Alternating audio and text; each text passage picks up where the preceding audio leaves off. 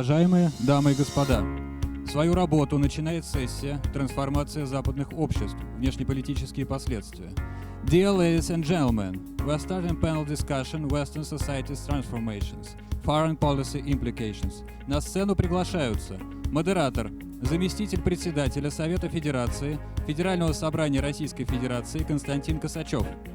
Спикеры: федеральный канцлер Австрийской Республики в 2000-2007 годах, член правления форума «Диалог Европа-Россия» Вольфганг Шуссель, председатель Центра либеральных стратегий Иван Крастев, директор Института мировой экономики и международных отношений имени Евгения Максимовича Примакова Российской академии наук, член-корреспондент РАН Федор Войтоловский, чрезвычайный полномочный посол Финляндии в России в 2000-2004 годах Рене Нюберг, член исполнительного комитета Франкфуртского института исследований мира Ханс-Йохим Шпангер, исполнительный вице-президент Итальянского института международных политических исследований и профессор международных отношений Университета Бакони Паоло Магри. Please welcome on stage moderator, deputy speaker of the Federation Council of Federal Assembly of the Russian Federation Konstantin Kosachev. Speakers: Federal Chancellor of Austria in 2002-2007, member of the board of Dialogue Europe-Russia Forum Wolfgang Schüssel, Chairman of the Center for Liberal Strategies Ivan Krastev, Director of the Primakov Institute of World Economy and International Relations, member of the Russian Academy of Sciences Fyodor Voitolovsky, Ambassador Extraordinary and Plenipotentiary of Finland to the Russian Federation in 2002-2004, René Newberg, Head of the Research Department, Peace Research Institute Frankfurt, Hans-Joachim Spanger, Executive Vice President of the Italian Institute for International Political Studies and Professor of International Relations at Bocconi University, Paolo Magri. Shall we begin? Okay, do you mind if I start? Good afternoon, dear colleagues, friends. I am sincerely happy that at this session of Primakov readings we have such a distinguished audience and such distinguished speakers. It means that the topic that we're going to talk about is of great interest to everyone, and is formulated in a very artful, sophisticated way, which is Western society's transformation, foreign policy implications. So that's a wonderful phrase. It's like in a children's game. So out of a number of certain letters, you have to compile the maximum number of words. That is why. So this is a source of lots of letters, lots of characters, out to which you can continue making new words all the time and give different answers. And let me start by saying that the transformation of Western societies, that's which is the subject matter of today's discussion, it's a given thing, and it's there, but still we may question this transformation as well. And so the answers will depend on what you understand by Western society's transformation. So that's what's happening in those Western countries. So you can see all the unpredictable problems that occur and that are shaking the domestic life of the United States of America and allies of the EU. That's a new, and were taken unawares, all of us. And then the question is: do we need this transformation? Do we need this kind of transformation? And which way the society should develop and evolve. And the second dimension of this subject is the transformation that may or should happen in the area of communications, relationship. So then the NATO and EU, and so do we need this kind of transformation? And if yes, then what will it herald for for the future of these countries and all stakeholders.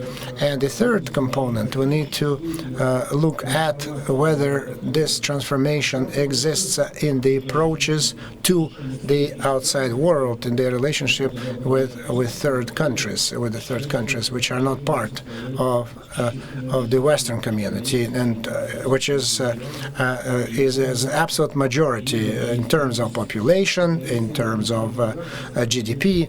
That's why the collective West, per se,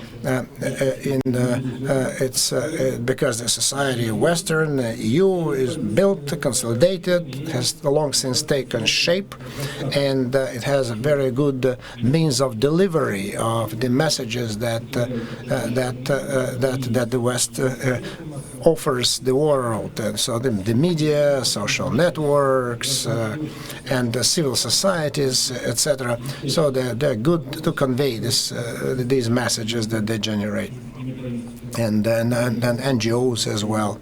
So we need to learn from them how the West does it, and certainly, unfortunately, so they do it well. But as we see, it's from our viewpoint, it's kind of not very productive.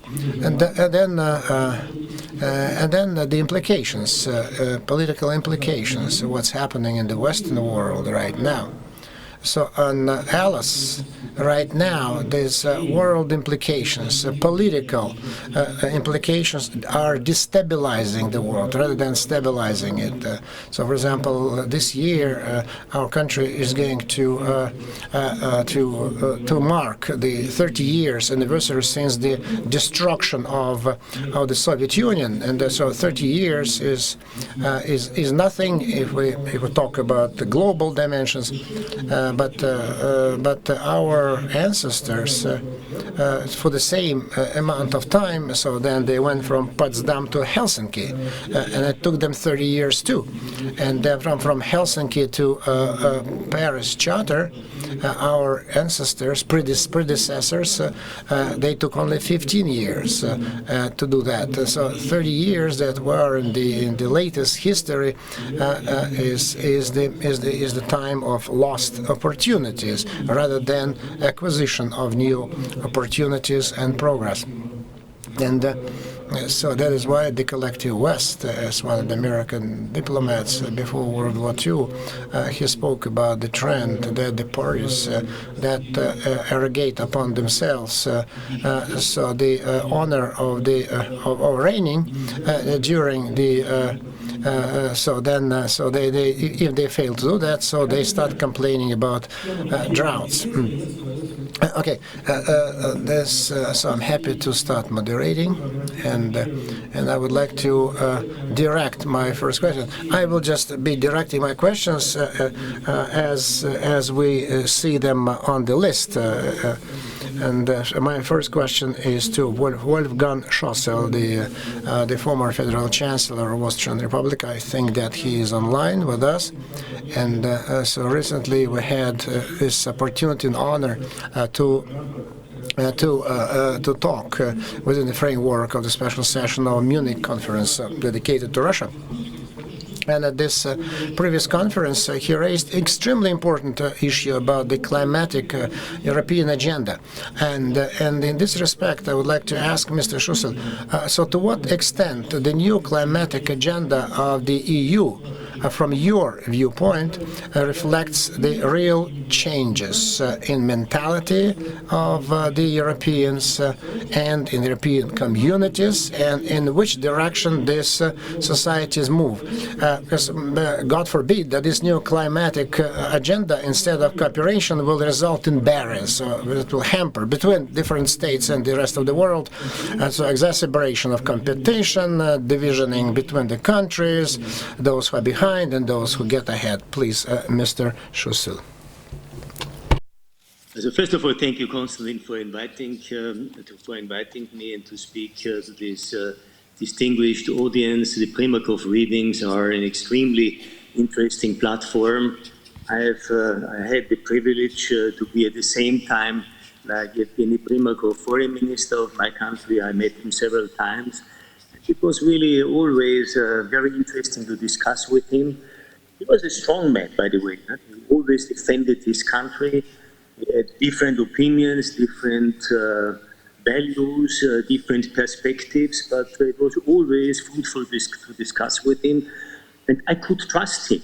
At that time, it was really a time where a new era of optimism, of hope, of future developments was possible.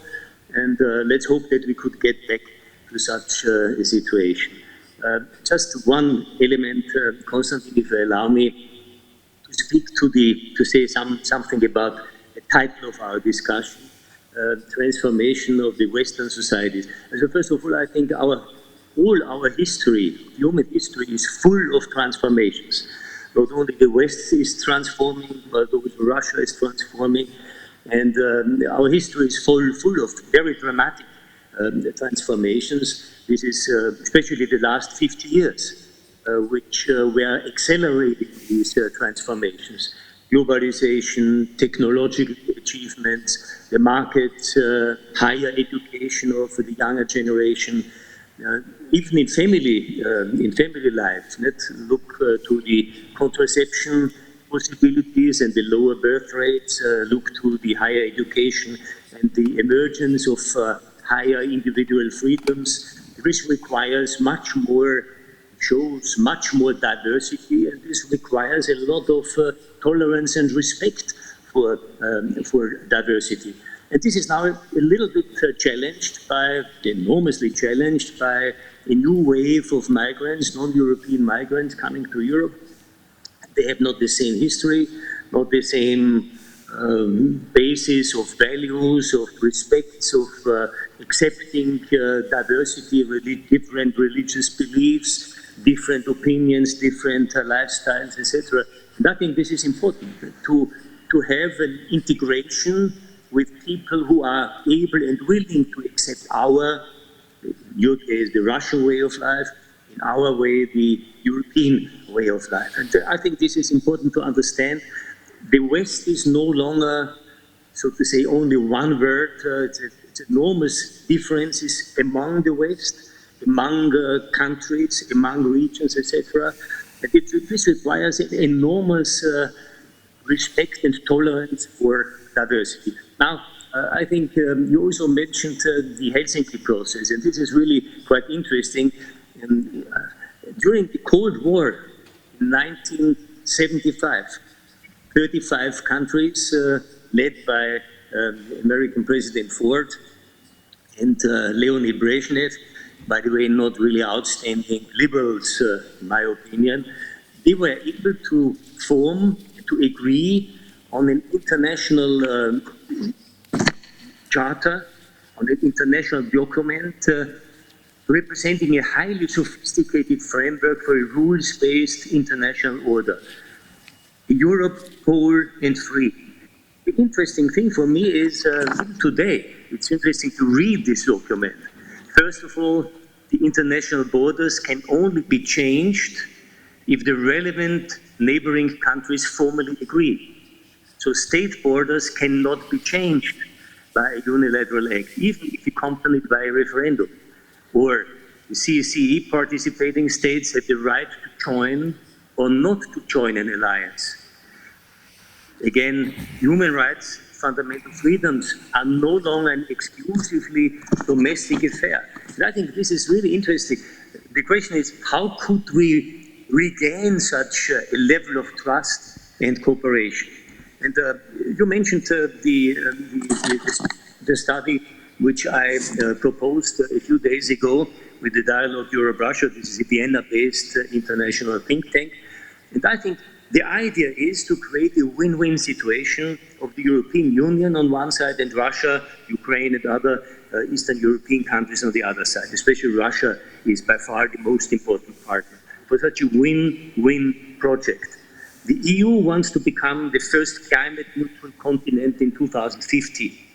And Russia would be the ideal partner for such a strategy with its size, with the huge potential for renewables, with the untapped energy efficiency, with the hydrogen production which is possible, in Russia, the CO2 capture and storage possibilities, deforestation is a kind of a compensation strategy, etc. And by the way, this would be an extremely profitable business case for Russia and the European Union. So I think there are a lot of non-toxic areas where we could cooperate, where our interests are not only close, but de facto identical, because both Russia and European Union are committed to the Paris Agreement, to the fight against climate change. And I think if we find such successful cooperations, I think this would be an excellent regain and restart of a future cooperation.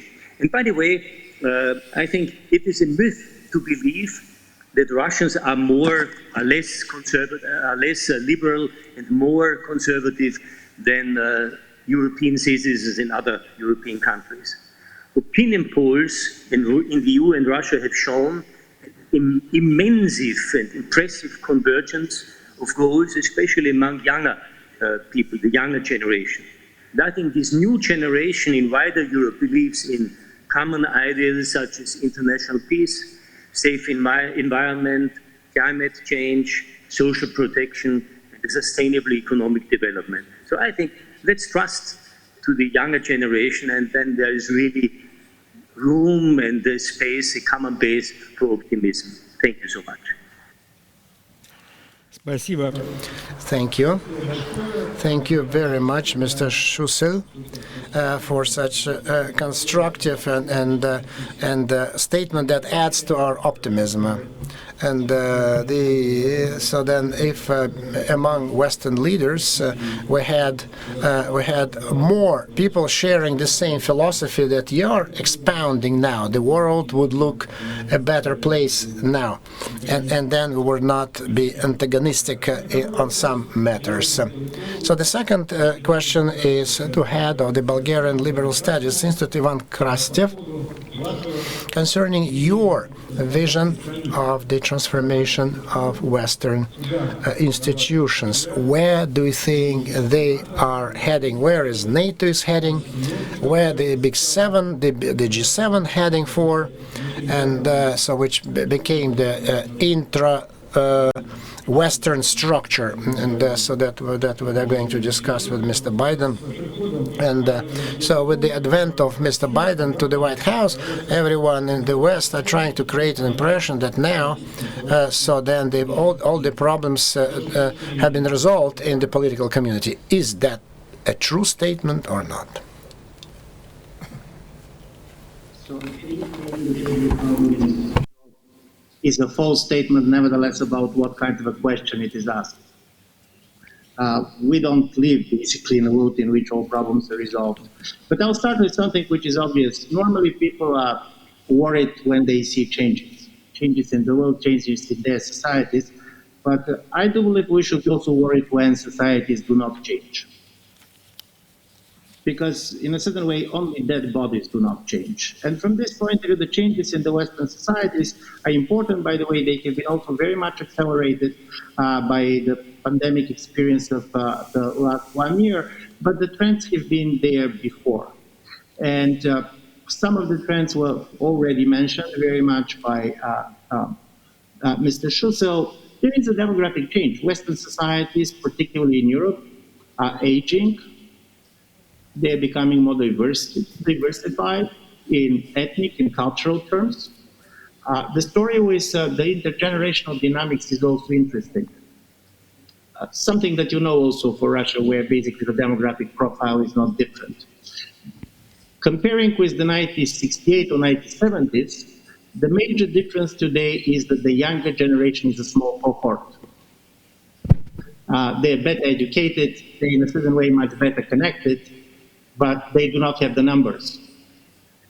And one of the major challenges for any type of an aging society is how ready it is to listen to the younger generation, even if they do not have the numbers, basically to decide elections. And from this point of view, all this focus on climate, which you see in the European Union, is very much an attempt to empower this younger generation, which, as I said, otherwise do not have the electoral power that the previous generation had.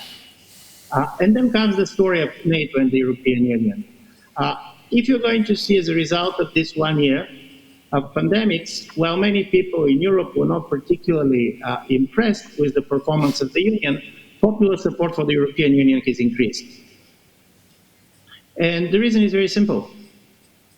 We see the world that is going to be more protectionist, the world that is more fragmented and at the same time more polarized.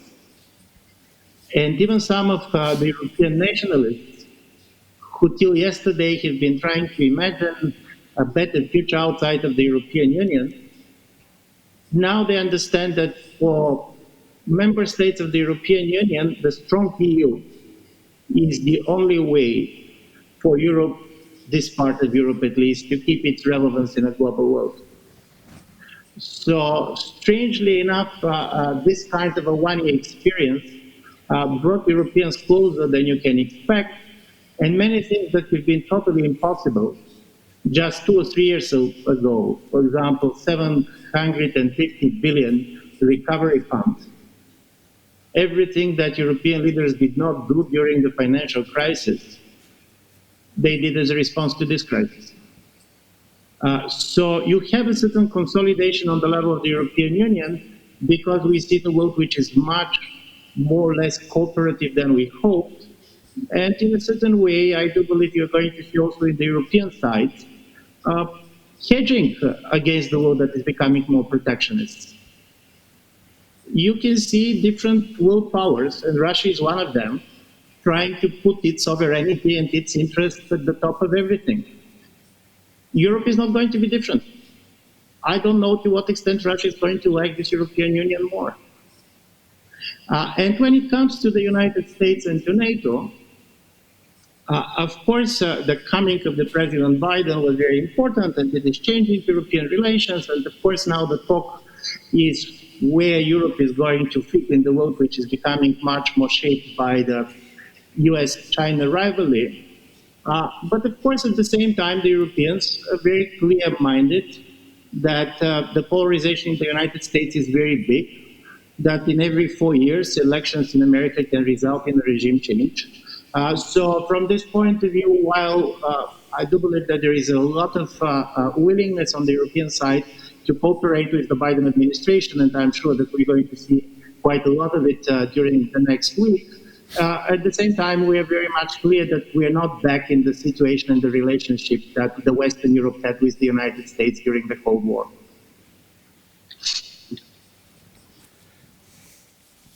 Спасибо. Спасибо большое. Thank you very much, Mr. Krastev. We are positive that many people in the room share your estimation of the situation, share with you certain concern of the development our relation take with NATO and European Union, where this degradation of relation acquires almost systemic nature. But in our view, there are still windows of opportunities than our relations with NATO, where unfortunately the approaches are very contradicting. My next question to the panelists offline with the coronavirus demonstrates that we cannot all come here, but still the panel is up and running. Thank you, Mr. Wojtalowski, Fyodor Genrikhovich, director of the International Institute named after Primakov. So on behalf of all of the panel, I really congratulate and thank you for the brilliant organization of the present conference, the Primakov readings. And speaking about our own perception of the movement or lack of movement of the West, where we believe our place is. In the West, well, they have a habit of scaring each other of Russia approaching China, and they're trying to scare us by the fact that China will certainly oppress Russia in this close up. And and everyone is scared by the obvious strengthening of China that may impact both Russia and the West. And so where should we go? To the West? Or in the opposite direction, probably to the south, or probably we should just concentrate, and close all the local sides. This is a serious matter, a long-term vision, and in fact, the system of relations and coordinates that is now being built in the global order will certainly set up the development vectors and the relations inside the Western community and the relations between the leading powers of the new world order. And it's both the United States and the leading European states and the European Union and China and India and Russia and other unions and regional powers which really become more prominent in this new system. This system of coordinate is much more complicated than some simplistic models that we have the habit to create during the bipolar system, when it was clear that there are two hubs, ideological and political and military camps, two competing social economic models. And they are much more complicated than the world order, than the United States and their allies were trying to build after the Cold War, when the prevalent perception was that the world now is going to have the only one vector of development and liberal values with conservative and reforms, and the West with the source of knowledge and technology and standard of political system and principles. So, and all those values were going to be copied, and that's what everyone thought. And this vector would be infinite and finally merge all the countries and the regions into one single model. But we witness the world that becomes a conglomerate from the point of view of development hubs and advanced development points and regions in the countries, and that actually follow absolutely different historical time and pace. And the world will be diversified from the point of view of the growth centers and the relations between them. And it's not necessarily going to be an opposition or merge and acquisition. Models will combine competitiveness and interdependency, and it's very telling to look at China and the US. They cannot stop being dependent on each other, and at the same time they keep competing. And Russia and the West also built competitive relations, but the range of problems where these confrontations exist may change, and the number of questions where we can cooperate and will be building a dialogue and collaboration. Yes, the United States go for the strategy of double containment of Russia and China, and in my view they have made a systemic error that will cause long-term historical impact and consequences as military, economic and political troubles and turbulences, and that facilitated, that actually pushed Russia to get closer to China, economically and politically. But what are the thresholds of this close-up? It will depend on the PRC and the development of Russia and how other players behave. In particular, the People's Republic of China wants to keep the interdependency with the US. Certainly, there is a gap in military and economic area and sensitive technologies. And this interdependency that took decades to be created now came to the decoupling state. The American politologists call it decoupling, but looking at the turnover, trade balance, and the goods and services trade, and the consumers' expectations, those who are used to getting cheap Chinese goods and the quality standards going up for those goods. We cannot expect that this decoupling will happen soon, because there is no substitution for China as a global factory, producing factory. In terms of military relations, we see more and more conflicts, even actually going out of the Asian region.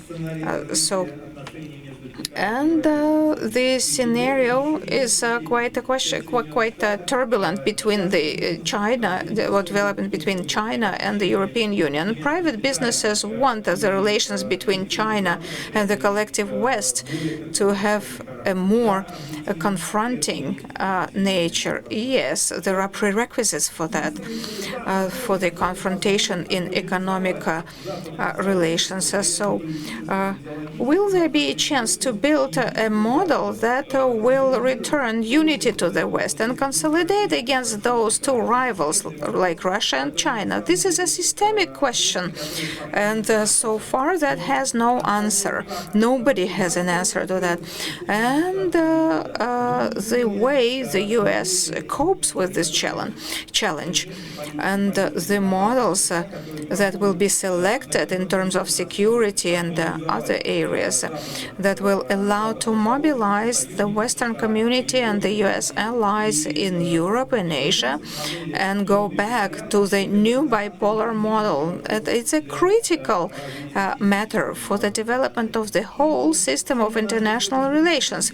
And so today our topic is the transformation of the Western societies, and the way it happens at the international, political, economic level will certainly determine the development of Western communities and what's going to happen in the European, Asian countries, allies to the U.S., because the system of values, ideology, and the organizational principles of political system may change drastically, and the ideological range of our perception will certainly go through changes, because it was built for a certain model of this Western community. It was built within certain framework and this with a certain logic of globalization, with Western leadership. Now globalization changes, leaders change, then they become just one of the leaders, but not the only one.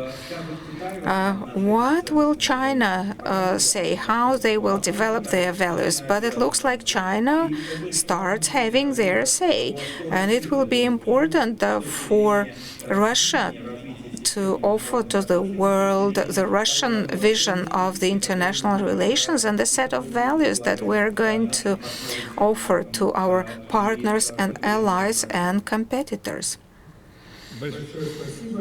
Oh, thank you very much. It was a brilliant analysis, and I can just add that the positioning of Russia will matter no less than the collective West or China, and probably the main mistake that we could make, but I hope we shall not make, is another manifestation of reactive position when we just stay and watch what others are doing, and that would be wrong, and just respond to what's happening. We cannot allow that. We need to initiate certain processes in the interest of Russia. This is, well, a routine topic, but we certainly need to talk about it. And my next question to the Finnish diplomat, Mr. Rene Nyberg, and I would like to turn to you as a citizen of Finland. Certainly, you have a much higher and wider experience and coverage with your professional experience. We remember that during the Cold War and bloc's opposition, so it's Finland as a country of the West still had the most amiable relations with then Soviet Union.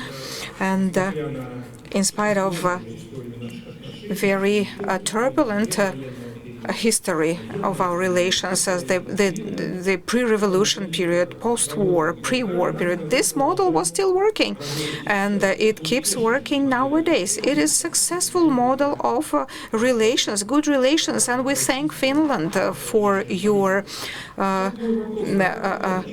good, benevolent, pro-Russian policy. So my question, why other Western countries, in spite of the success of the Finnish-Russian model, did not follow the path of Finland, but go through this solidary Atlantic monolith with a tilt to American agenda, but not their own European agenda? So look at the obvious example, our interaction in the Arctic. Russia and Finland are Arctic countries, but even in this domain, we have more frictions, and the Arctic may turn out another field of conflict rather than, some kind of reason for collaboration. In your view, what is the reason that the collective West does not follow your example, your country example? For reminding us of history. Because without history, you cannot understand the present, and you can't really even imagine what the future could be. The case of Finland, which was you mentioned, it is of course a case of survival, and the achievement of after 2 wars with the Soviet Union, to be able to arrange your relationship with Stalin's Soviet Union and with the successors of Stalin. Just remember, Khrushchev had blood all over his hands. Brezhnev was not an easy person either. This was a Finnish achievement, and it was solely a Finnish achievement. But let me try to tackle the question indirectly. I liked very much what Ivan Krastsev said, that change is permanent, and as you say in Russia, всё течёт. There is no way turning the clock backward. And these cataclysmic events which we've experienced and are experiencing have always wide-ranging arrangements, which also touch foreign policy. And all of these areas will rock our societies, both in the West and in the East. The collective West seems to be a new Russian expression, which we don't use. And these have implications for foreign policy. Let me just have a look at health, energy, and digitalization.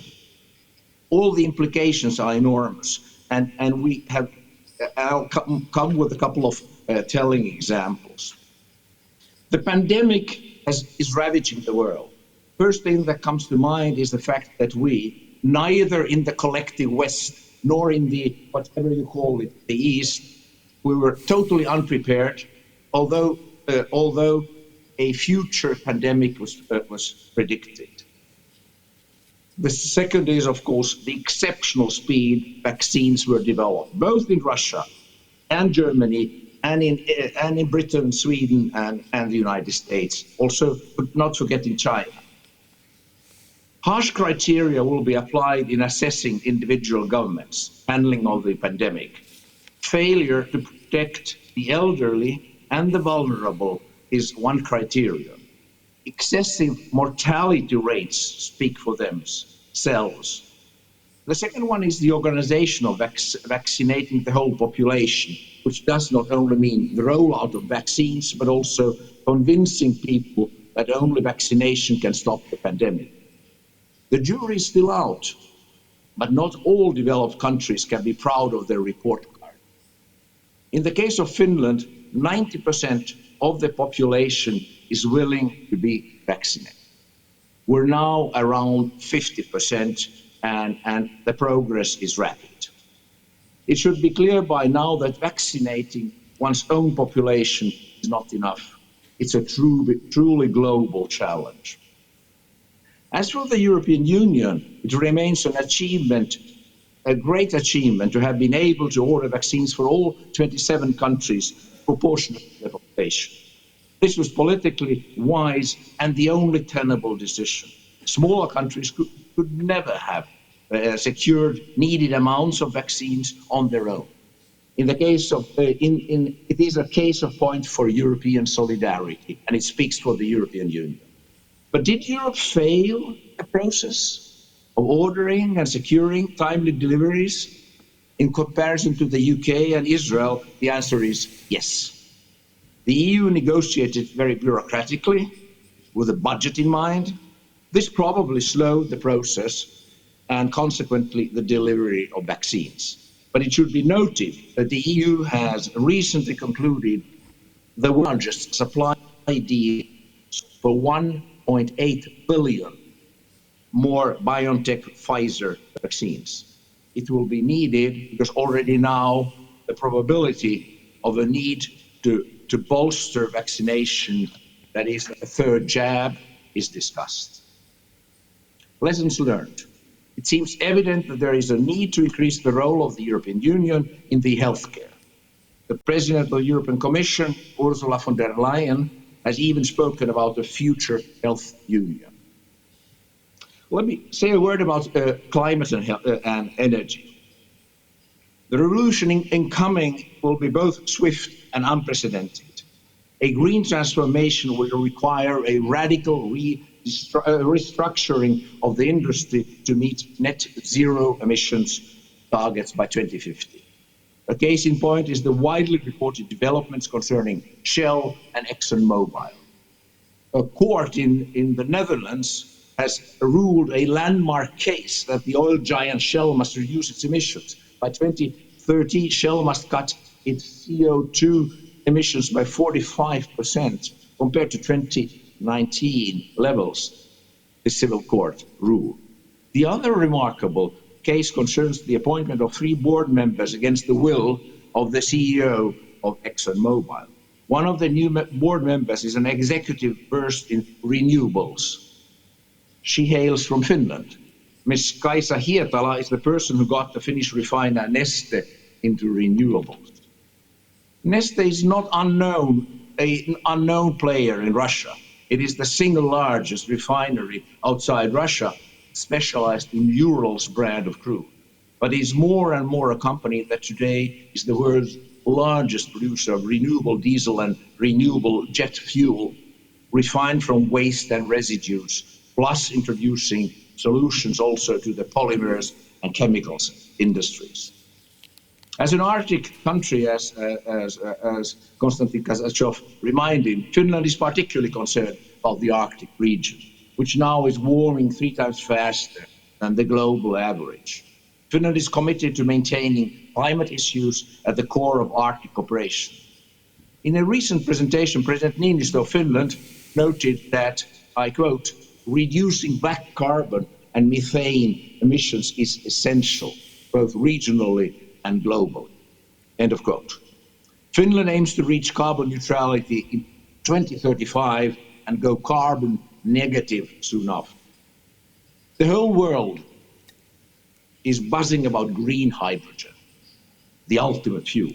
In a sensational report from Irkutsk, we learned a couple of months ago about the Lovkie Rybiata, as you say in Russian, streetwise youngsters, who are mining bitcoins on a semi-industrial base, profiting from the low electricity tariffs of the region. Wouldn't it be better to use this abandoned resource of hydropower to to produce green hydrogen.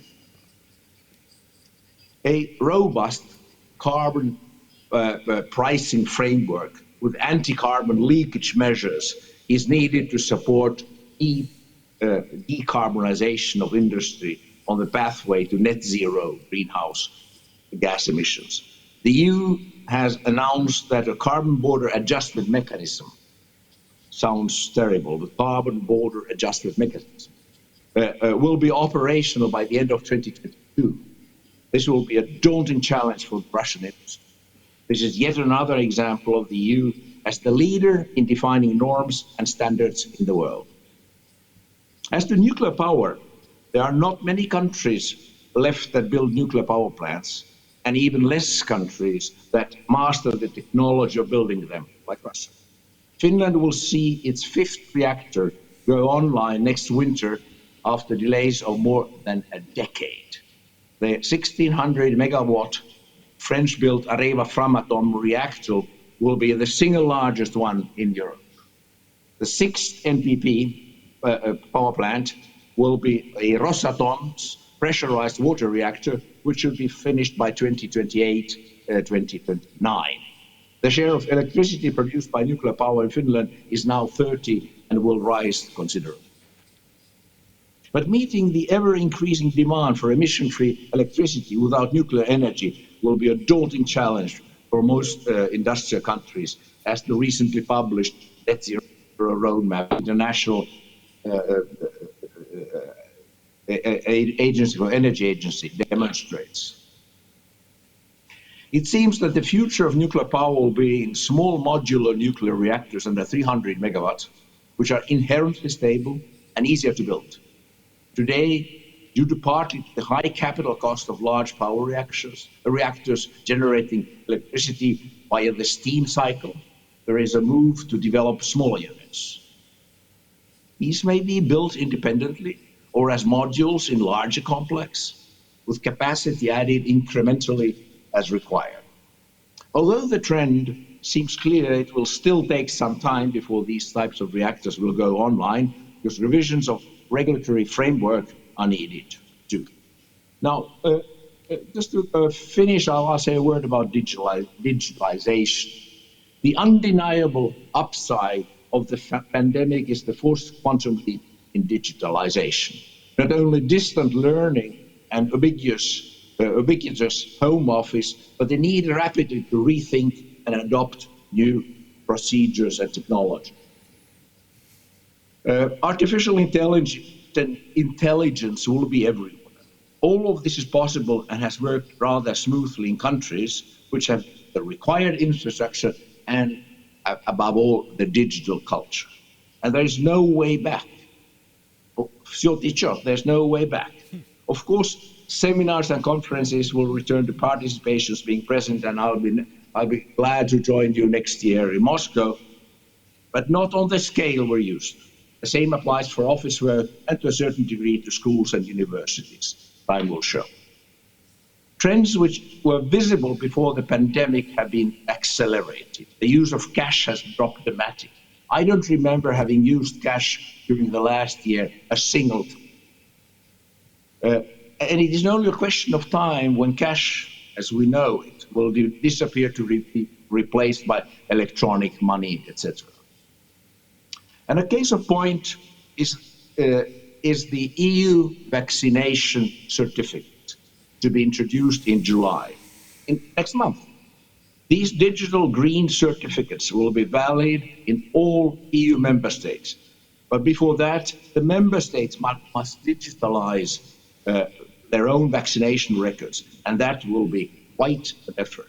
My case in point is Germany, where the proof of vaccination is still provided manually.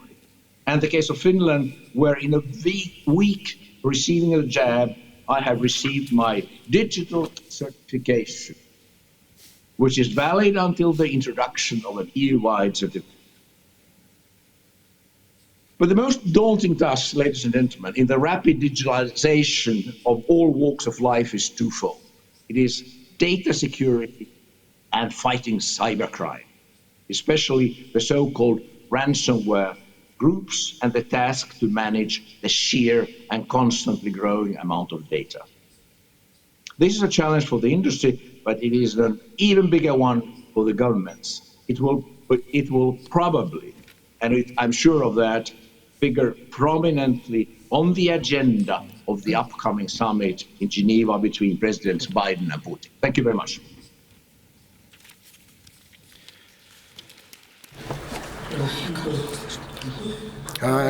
Kitos, thank you very much. A very interesting, vibrant speech. I can comment only on one point. You repeatedly mentioned the leadership of the European Union, and I think it would be strange or unfair to deny the fact that the European Union certainly is a leader, and this is logical in many areas, and this is good, and we are happy to use the European leadership to the extent where these leadership qualities are matters of joint interest. But sometimes this leadership, sometimes you cannot avoid the temptation to use your leadership points in your own interests. So what's happening right now with the certification of Russian vaccines, what's going on just in the European Union, the president of Russia spoke about that, and the National Economic Forum, he raised this issue. We still get the impression that the European Union is protecting their own manufacturers rather than taking care of their own citizens. And unfortunately, these examples are galore. And I think that the agenda that we mentioned before, among inter alia, it contains the fact that they are trying just to eliminate competition for their own clean production and calling others unclean production. Manufacturing is everything that's outside. European is unclean, and the clean is what in the European. And so the European bureaucracy, so they sometimes say that other energy complexes are not clean because they're outside the European Union. So, Professor of International Relations, Maconi, Mr. Paolo Magri. My question has to do with the situation in Europe. Some time ago, famous 5 principles of the European Union policy vis-à-vis Russia was voiced by Mrs. Mogherini, your compatriot. So the essence is dialogue in Moscow, only where it's of interest for the European Union, and with the adjacent countries. In our view, so if we concentrate on such principles, actually ended up in an impasse. It's a dead end. This statement brought us there, and because these principles have been reconfirmed. These 5 principles have been reconfirmed by the European Union again. Do you think that this reset of the all-European agenda is possible in the other inclusive format, so in spirit of the Helsinki Accord of 1975 and the Paris Accord of 1990? Is it possible to reset, to make a fresh start? And is it possible to make such discussions, turn it into only European format, to exclude Russia? Is it possible? Is it viable? And without connecting and involving in this discussion anyone else? Or this is only an illusion, and to exclude other countries will not be possible.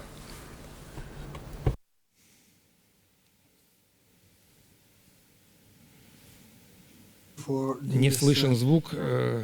Все. These questions. Let me be very short in answering to the 2 questions, because answering to the 2 questions brings us back to the topic of this conversation, of this panel, and I will have a few comments on top of what people before me said. So a reset is clearly needed, but the answer, for many reasons mentioned by Chancellor Schussel and others, the possibility are at the moment weak. And your second question, does it make sense to have dialogues which increasingly exclude Russia? The answer is clearly no. We have the same issue with China, and we would have the same issue with any other relevant and powerful countries in the world when addressing global issues. But knowing that the answer is wrong, meaning that going alone is wrong, by itself it does not help. We need conditions to make a dialogue more inclusive, and I don't see right now many conditions around us for the many reasons mentioned to allow this. So let's go back to explain this to the topic of the panel. What have values and the change of value to do with this? Is there any change in Western value affecting also Western country foreign policy? Let's start with the first issue. Are Western values changing? Are they really changing? Chancellor Schussel opened up his intervention saying that change always happens, and also value change. We always change in value. It takes time, but they change. But are they changing more rapidly now? Are we seeing an acceleration? Yes and no. Sure, at first sight, they appear to have radically changed. Take democracy, probably one of the most defining issues now and in the next few years. 10, 15 years ago, no one would have imagined that the European countries, Hungary, with Poland possibly in its footsteps, could be an open advocate of illiberal democracy, with a bunch of political parties in different countries in Europe mirroring similar views. And Western values, as Krastev and Schussel mentioned, may be changing also as a consequence of migration and the increasingly multi-ethnic society we are experiencing. Political parties in Europe also will compete to win votes of ethnic minorities, and new values will be brought into the bidding wars. But alongside with this significant change, we also see strong continuities. Continuity in Europe in support for a rule-based society, for freedom of expression, for separation of powers, but also other continuities, maybe more difficult to understand and for someone more difficult to accept. The Iron Curtain may be long gone, but the continent public attitude, especially in older people, continues to remain split on certain moral issues that run through the same Iron Curtain. A recent Pew survey showed that, for example, fewer Central and Eastern European compared with Western European would welcome Muslim or Jews into their families, their neighborhood. Fewer still would extend the right of marriage to gay couple, or, for example, would broaden the definition of national identity to include people born outside their country. Take today's panel. Today's men-only panel we are having. If we run this panel in the United States or even in some European country, we would have a bunch of protests because there is no gender balance. Question 2. Do value count, or will value count even more in defining Western countries' foreign policy? Again, yes and no. The European Union has often labeled itself, especially after 1990, as a benevolent, democracy-oriented power, in nutshell, a normative power. Not just a European Union prerogative. The US has often resorted to value-based statement to justify its action in foreign policy. I'm thinking of George W. Bush saying, "God told me to end the tyranny in Iraq." That said, value have never been the only or even the main driver of Western country foreign policy, which also results from security consideration, concrete economic and geopolitical interest. And in the future, as said, these security consideration, economic consideration, will also stem from political attention towards ethnic minorities, their values, their cultural ties, their religion. This rule of thumb applies globally. Western states, and more the geopolitical Europe, weigh in all these elements. And when moral values are explicitly mentioned, they might serve as a guide as well as a justification for foreign policy action. All in all, I would say it is hard to say where values end and interest begins. Now, a final comment on one of the points on which I was briefed for this panel. I was asked to say a word on Russia. Could Russia be successful in suggesting an alternative way of development to its Western partners? Well, others have done it in the past.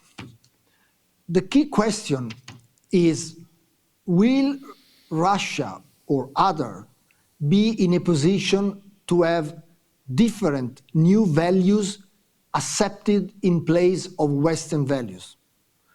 Or will Russia's assertiveness on these different or new values originate a parallel assertive on old values by Western countries, as the recent debate on democracy versus autocracy may suggest?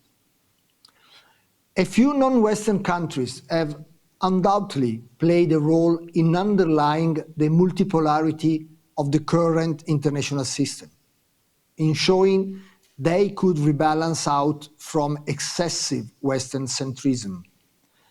But I believe that at the European Union level, for example, individual countries' foreign policy will still continue to align more broadly with the Western valued foreign policy. And we have to be aware that here is where potential friction with Russia may be stronger. And I go back to the first question that Kozachov had at the beginning. The EU is growing far apart from Russia when it comes to some of its founding values, such as the role of protest and opponents in a democracy. And the different readings of the event in Belarus or on the Navalny case show that individual liberties and the vocal democracy may still be divisive issues. I do not expect these to go away soon, and I'm afraid that this growing divide may not help to smooth our relations and free the huge potential of our cooperation that both Chancellor Schussel and others mentioned in their intervention. Thank you.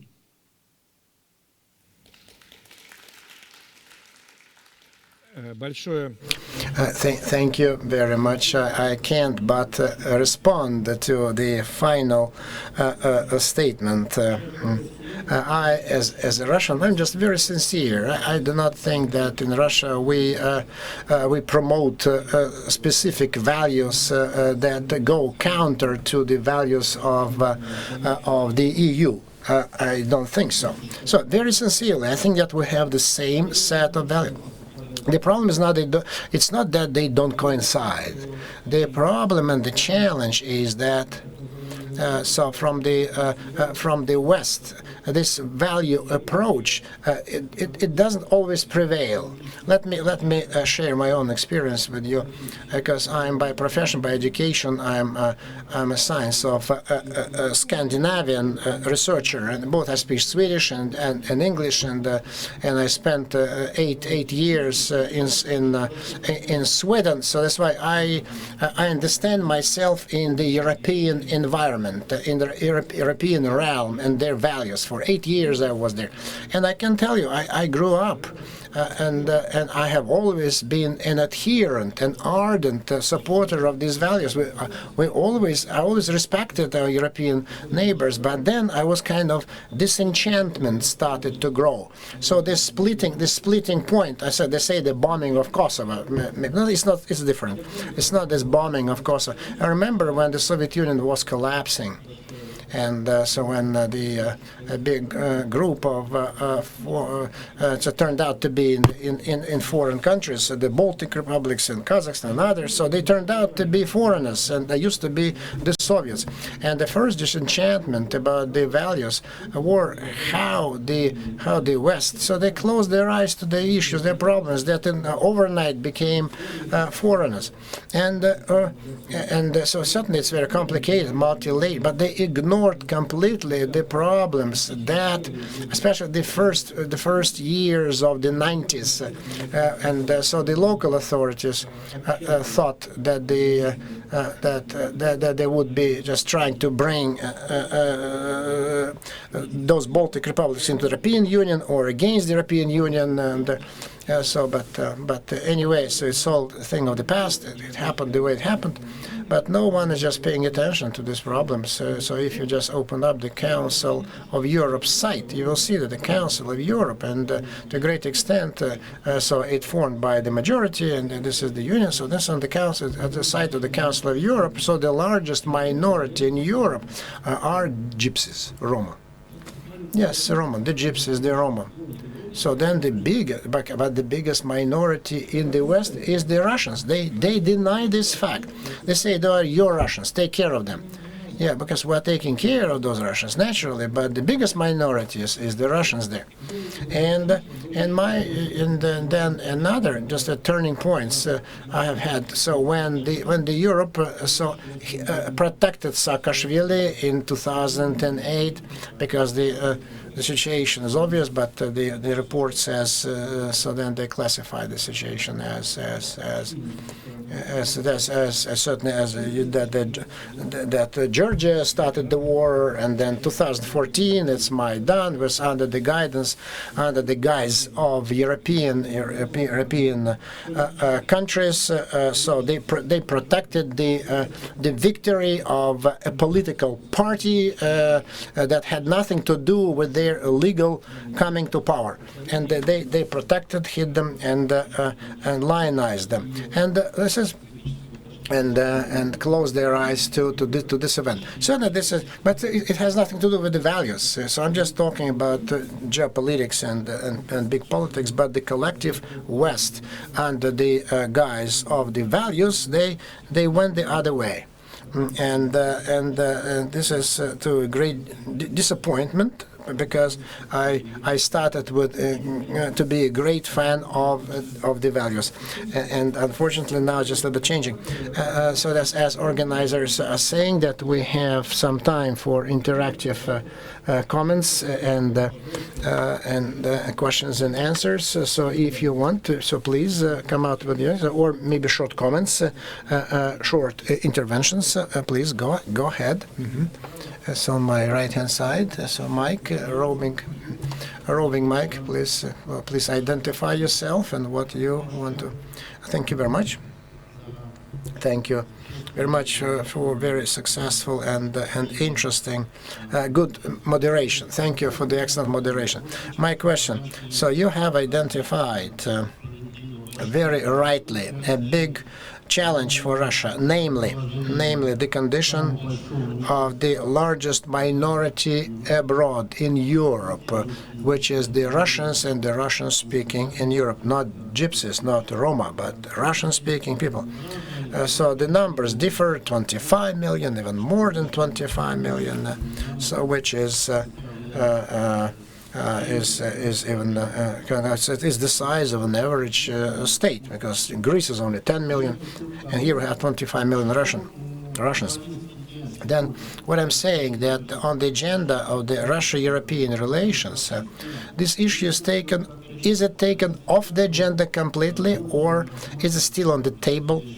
Is it going to be discussed in the upcoming meeting on June 16th between Putin and Biden? Will it be discussed? Because the European party is they're getting ready for this meeting, because maybe we should put this question on the agenda of the meeting. Andres Ladabas, Angol, and I represent ABC team. Thank you. So this is probably a question to me, right? So since identified, I'll try to answer it.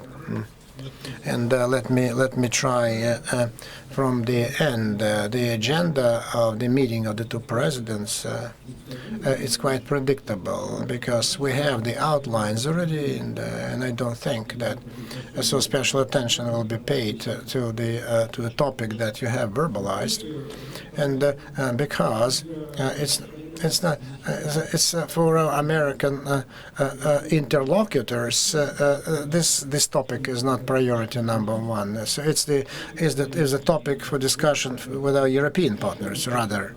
And certainly, so we'll be certainly whenever just we have an opportunity, we'll discuss that. So our dialogue with the European Union is practically frozen, including this subject already as well. And so then we're kind of giving up now. It's just we throw up our hands and give up, because this is the situation. So for us, it's quite natural just to discuss this issue. And we want it to be natural to discuss for the European community, international community. But we have no way out. And so when we talk about the human rights, we should not just restrict them only to political rights, because political rights is much wider agenda. It's humanitarian and social. It's not only economic.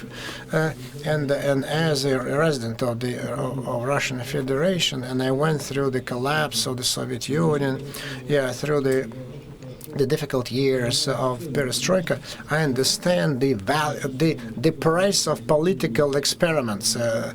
So whose authors may start from the best of their hearts try to bestow on Russia. And so because of the incompetence of those who are trying to make good changes without understanding the possible implications. They don't understand what's the main thing, what is essential for the people, and they will just collapse the country. This type of reading, the Russian reading of the human rights, I believe to be much more promising, and I'm ready to share with my European partners. Left wing, left side, if we look from the panel. Good afternoon. I'm a participant of the Youth Center section of the Primakov reading. I thank you for the interesting discussion. We sent our question to Mr. Wojciechowski. You mentioned the values and dialogical paradigm in your speech. What do you think the events of last year, the first in France with the murder of the school teacher, and then in Austria with the attack in the center of the city, do you think it can tell us something about the transformation of the European societies? May it have any international political influence, and probably we cannot.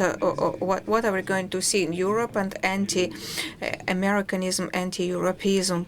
Thank you very much. Very good question, because should we look at in the West, into the West European society, American society, we see that over many years, when the development vector was unanimous and determined and well pronounced, the very big part of those societies turned out to be overboard of globalization, overboard, and never got anything from it. And their voice, and politically and ideologically, was not represented at the levels of the parliamentary systems and the political systems. Or probably was heard, but kind of marginalized. And those people, they tended to avoid those people. And in the United States, it helped Mr. Trump to win and created this neo-isolationism in the United States, and phenomenal Bernie Sanders and the strength of left wing that really changed the Democratic Party of the U.S. And it has already become different, but it is going to change further and move to the left. In Europe, for a long time, they wanted to ignore the multiculturalism crisis. And this system of organization of relations between the state and the prevalent ethnic cultural groups with the minor, less numerous groups really keeps failing. It does not ensure, it does not provide enough representation. It does not mitigate problems because the problems were just put in a long drawer and they were hushed away. And the opposite, when the minorities were provided too much authority and opportunities, and the interests of majority was ignored. And both cases, actually, both situation create conflicts and explosions and radicalization. On one hand, very strong parties who try to get into the parliament, and on the other hand, ideological, religious radicalism and extremism. And so this is the explosion. Yes, the challenge which we shall the Western communities, Western society will have to cope with, because just trying to conceal it, to cover it with some belief that all values are for everyone and the same, and it will certainly overheat and blow up the system. It's a deferred explosion. And demographically, I'm interested in Mr. Magri's position, because in fact, if we consider Western values, they are represented in the different versions, and historically in different versions. And the Western liberalism varies a lot from country to country, and the American liberalism is not does not equal the European one. And social reformism, the American, is different from European democracy, and conservatism is different even inside the European Union and between Europe and the US. And so failing to notice those differences, believing in unity, is actually closing your eyes to the problems. Thank you. I apologize. Mr. Schussel wants the floor, probably. He wishes to answer a question. Thank you so much, Konstantin. I just wanted to say something on minorities. So first of all, I think we should say farewell to the idea of a one-size society. This is over. All of us are part of different minorities. All our societies are built of different minorities. Senior people, older people, younger people, women and younger women, older women, Catholics, Protestants, Orthodox people, more liberal-oriented people, more conservative people, socialist-oriented people, Christian Democratic-oriented people, United Russia-oriented people, etc. So we are built of different minorities. And therefore, it's the core value of the European Union to respect minorities. And by the way, the same goes for the Russian minorities within the European Union. By the way, I was, as foreign minister, I was the chairman of the council, the president of the council of the foreign ministers of the EU. when we started negotiating the membership of the Baltic countries and the Eastern European countries. And part of our agenda was always the respect for minorities. And this is a difficult case, by the way, because it touches, so to say, the question of national sovereignty, identity, etc. But the European Union is always on the side of minorities, because minorities create an enormous richness for our societies. The language, the culture, the history, the background, the different ways of life to live. This is a part of European diversity. And the second part, I think Russia, in my opinion, is a strong country, and a country which has a rich civil society. And you should trust and enable the civil society to take part in such a dialogue. By the way, you are completely right that the dialogue between EU and Russia is mostly frozen, especially on the civil society level. And this is a pity, in my opinion. So to say the question to put some European endowments and foundations on the list of foreign agents, this does not help. I think it's not a sign of strength. It shows weakness. The weakness to discuss seriously, honestly, and of course controversially what is, so to say, in your interest, your ideas, our ideas as well. And by the way, we are much closer to each other than you are with the Chinese. Ask the Russian people, are they really interested to adopt a Chinese model, a Chinese way to live, to be controlled by everything, to have no freedom at all, to express their opinions? No, not at all. I think we are much closer. So let's stick to each other and discuss, confront, and cooperate. This is my answer and my hope. Ой, хочется ответить, но не буду. I want so much to answer, but I will not abuse my moderator's rights. So we still have 5 minutes, and center of the room, brief answer, brief question, brief answer. Please let us be prompt and quick here this way. Ладно, потом. Then you next, or will you give? Yeah. Victor Haikov from the Public Council Ministry of Economic Development of Russia. So we heard a lot about values today. But several weeks ago, in the Public Chamber of Russia, considered the National Culture Project. That's about values.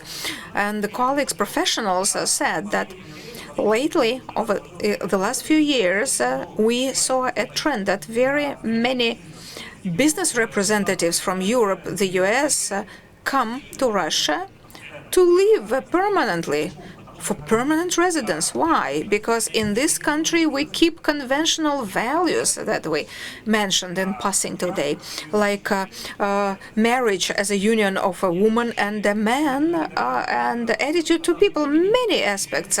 But they come to Russia. We used to live, but then foreigners come to Russia to live.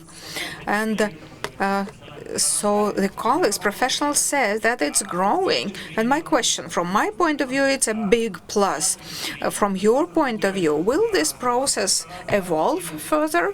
And how will it influence the interaction and relations between Russia and Europe and international relations? Because it certainly impacts some kind of social, political, economic ties. Yeah. Of course, we would like our model to be attractive and comfortable for the Russian citizens and everyone who would be ready to reside here, to live with this model. It depends on us. It's up to us. I'm not going to call, to some kind of competition. There are no unsurmountable obstacle competition. We can certainly compete in some aspects like marriage. So the so-called unified Europe is not unified in many things. They don't have common attitude to whatever euthanasia, artificial miscarriage, pregnancy stopping, like drugs, narcotics, owing arms, prostitution.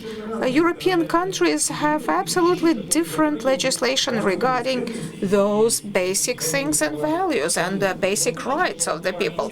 So it's curious that they don't bite each other along those lines.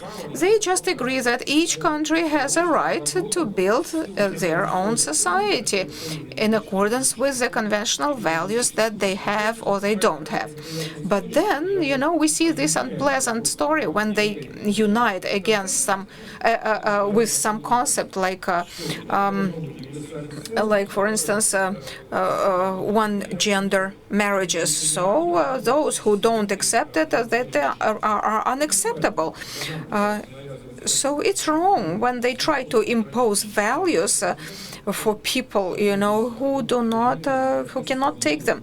It's a matter of freedom and democracy, not a suppression of those. But of course, we would like to be attractive. Gender balance as a value. We need to certainly protect it. Victoria Fedosova from postgraduate in the Moscow State University. My question to you, Konstantinov, is you spoke a lot at length about the climate change, and I believe that it is an idea that's in the air, and a set of financial tools that the banks participate, the climate derivatives, the rating agencies that build criteria, so the whole industry around it.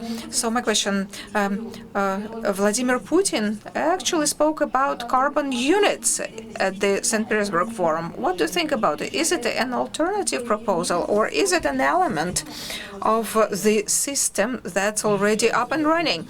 No, I'm not an expert in this area.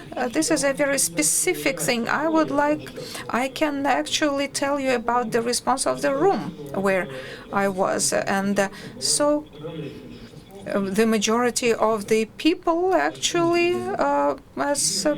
showed a positive response to this idea.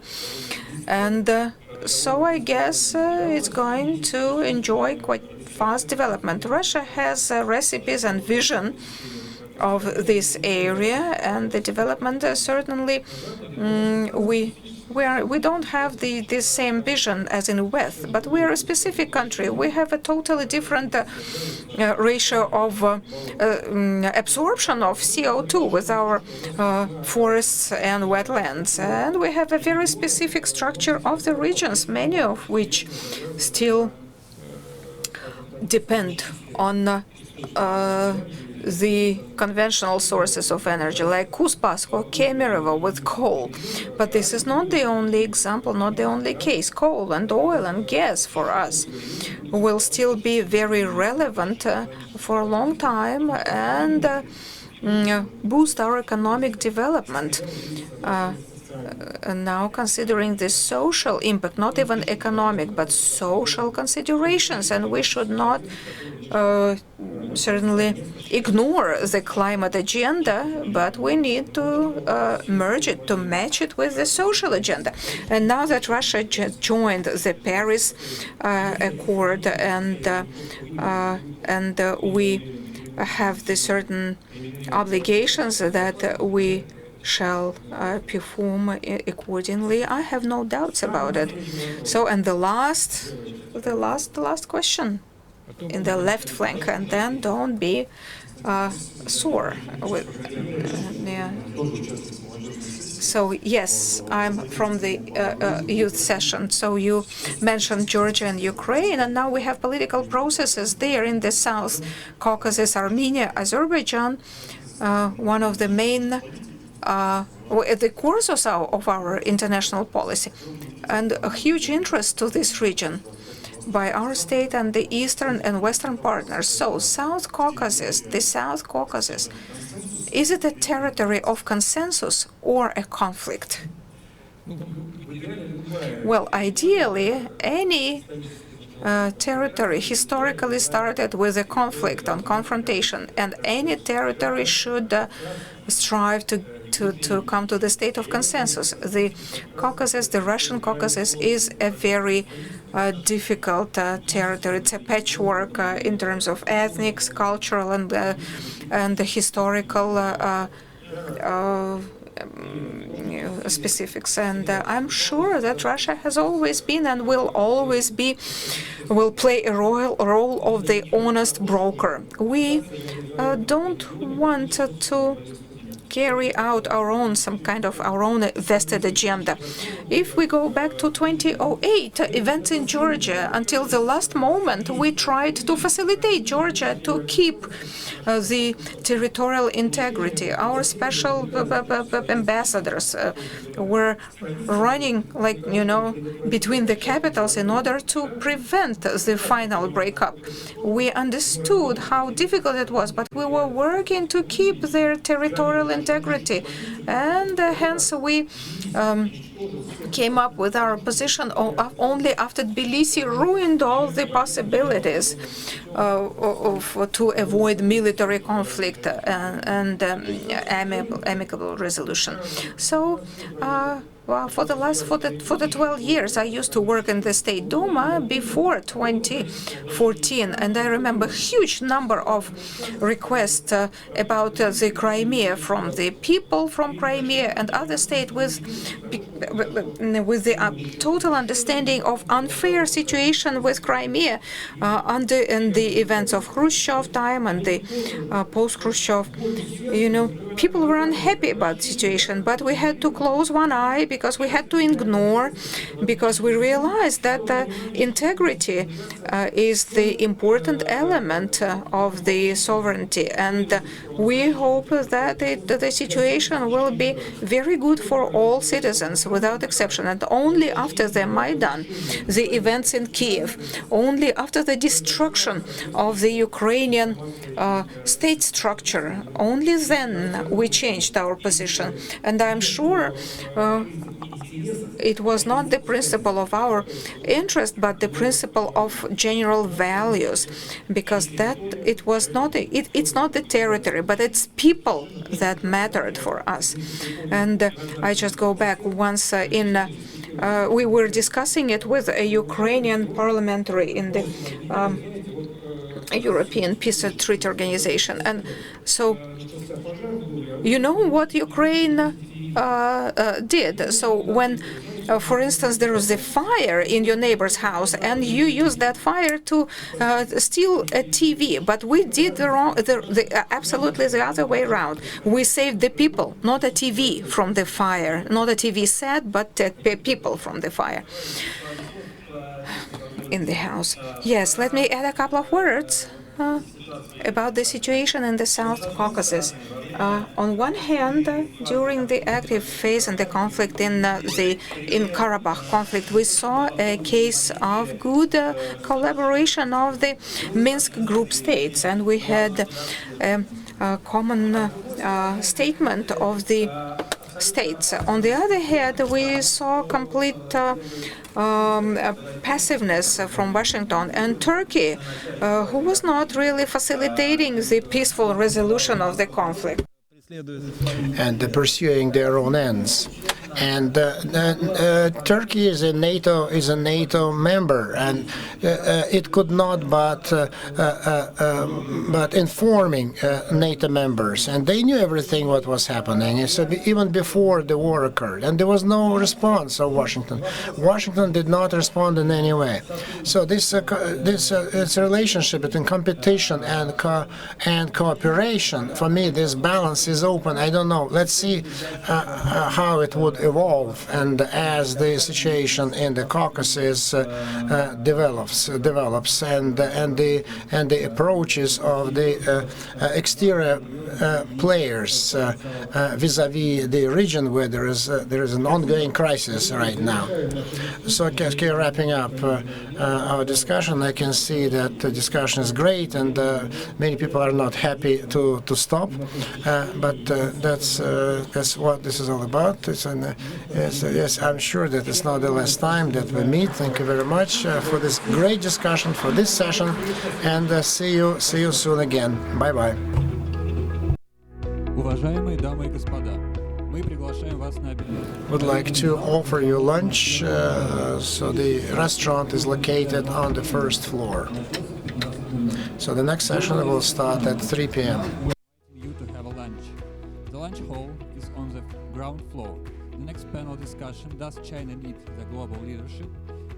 Starts at 3 p.m.